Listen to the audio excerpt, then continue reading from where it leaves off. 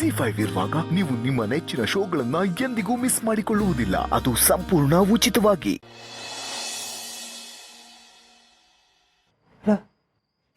ಅವೇನು ಪೂರ್ಣಿನು ಜಗಳ ಆಡ್ತಿದಾರ?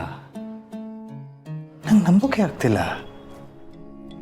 ಅವರಿಬ್ಬರಿಗೂ ಎಷ್ಟು ತಾಳ್ಮೆ ಇದೆ, ಅಂಥದ್ರಲ್ಲಿ ಜಗಳ ಹೇಗೆ ಆಡ್ತಿದ್ದಾರೆ? ಪರವಾಗಿಲ್ವೇ, ಪೂರ್ಣಿ ಚೆನ್ನಾಗೇ ಜಗಳ ಆಡ್ತಿದ್ದಾಳೆ. ಮನೆಯವರೆಲ್ಲರೂ ನಿದ್ದೆಗೆಟ್ಟು ಇಲ್ಲಿಗೆ ಓಡ್ಕೊಂಡು ಬಂದಿದ್ದಾರೆ ಅಂದರೆ ಎಲ್ರ ಮನಸ್ಸಿನಲ್ಲೂ ಚಿಂತೆ ಶುರುವಾಗಿದೆ ಅಂತಾನೆ ಅರ್ಥ.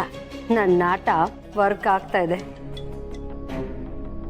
ಮಗ ಸೊಸೆ ಜಗಳ ಆಡ್ತಿರೋದನ್ನ ಕೇಳಿ ಪಾಪ ದಿಕ್ಕೇ ತೋಚತೆ ನಿಂತಿದ್ದಾರೆ. ಇದಿನ್ನೂ ಶುರು ಅಷ್ಟೇ ಮಾಧವ. ಇನ್ನು ಮುಂದೆ ಈ ಮನೆ ನರ್ಕ ಆಗ್ತಾ ಹೋಗುತ್ತೆ. ಮನೆಯಲ್ಲಿ ಶಾಂತಿ ನೆಮ್ಮದಿ ಇಲ್ಲದೆ ನೀವೆಲ್ಲರೂ ನಡಲಾಡಬೇಕಾಗತ್ತೆ. ಮನೆಗೆ ಮುದ್ದಿನ ಸೊಸೆ ಪೂರ್ಣಿ, ಅವಳೇ ನನ್ನ ದಾಳ ಆಗಿದ್ದಾಳೆ ಅಂದಮೇಲೆ ಈ ಮನೆಯವರನ್ನೆಲ್ಲ ಚೆನ್ನಾಗೇ ಆಟ ಆಡಿಸ್ತೀನಿ.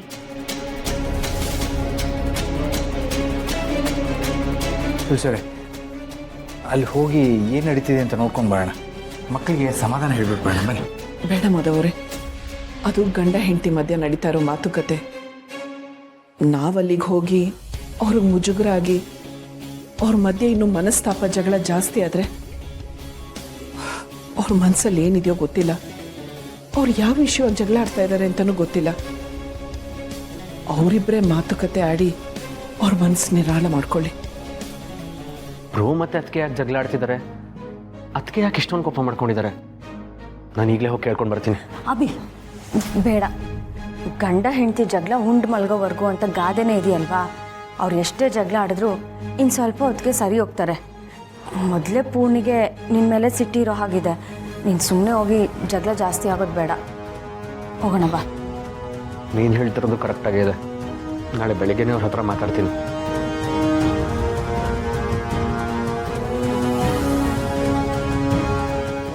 ಆದರೂ ಪೂರ್ಣಿ ಯಾವತ್ತೂ ಹೀಗೆ ಕೂಗಾಡ್ತಾಳೆ ಅಲ್ಲ. ಅವಳಿಗೆ ಈ ಥರ ಬೇಸರ ಕೋಪ ಯಾಕಾಗಿರ್ಬೋದು? ಆ ಯೋಚನೆ ನನಗೂ ಇದೆ. ಅದೇನೇ ಇದ್ರೂ ಅವ್ರ ಜೊತೆ ಬೆಳಗ್ಗೆ ಮಾತಾಡೋಣ. ಸರಿ.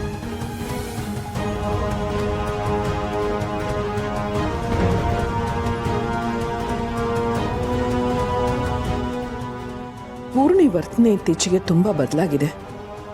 ಕೆಲವೊಂದು ಸಲ ಗಾಬರಿಯಾಗಿರ್ತಾಳೆ, ಭಯ ಪಡ್ತಿರ್ತಾಳೆ, ವಿಚಿತ್ರವಾಗಿ ಮಾತಾಡ್ತಿರ್ತಾಳೆ.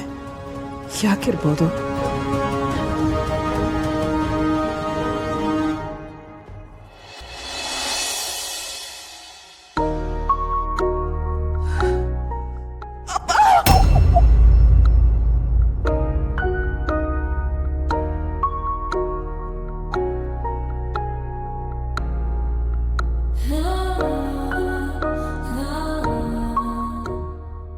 ಯಾಕೆ ಇಷ್ಟೊಂದು ವಾಂತಿ ಆಗ್ತಾ ಇದೆ? ಒಂದೇ ಒಂದು ಹನಿ ನೀರು ಕುಡಿದ್ರೂ ಹೊಟ್ಟೆಲಿ ನಿಲ್ತಿಲ್ಲ. ಹಾಗಾಗಿ ಹೊಟ್ಟೆನೂ ತುಂಬ ನೋಯ್ತಾ ಇದೆ.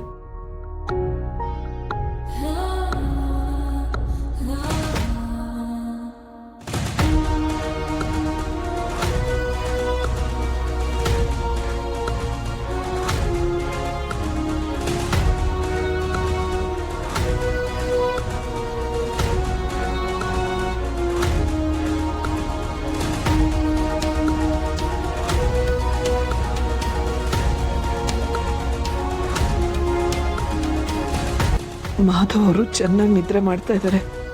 ನಾನು ಈ ರೀತಿ ನರಳಾಡೋದನ್ನು ನೋಡಿದ್ರೆ ಗಾಬರಿಯಿಂದ ಎದ್ದು ಬಿಡ್ತಾರೆ.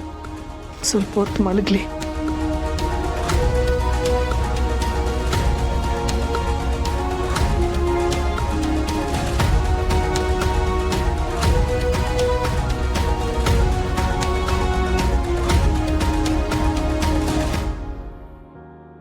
ಜಿ5 ಆಪ್ ಡೌನ್ಲೋಡ್ ಮಾಡಿ ಎಲ್ಲಾ ಸಂಚಿಕೆಗಳನ್ನು ಸಂಪೂರ್ಣ ಉಚಿತವಾಗಿ ನೋಡಿ.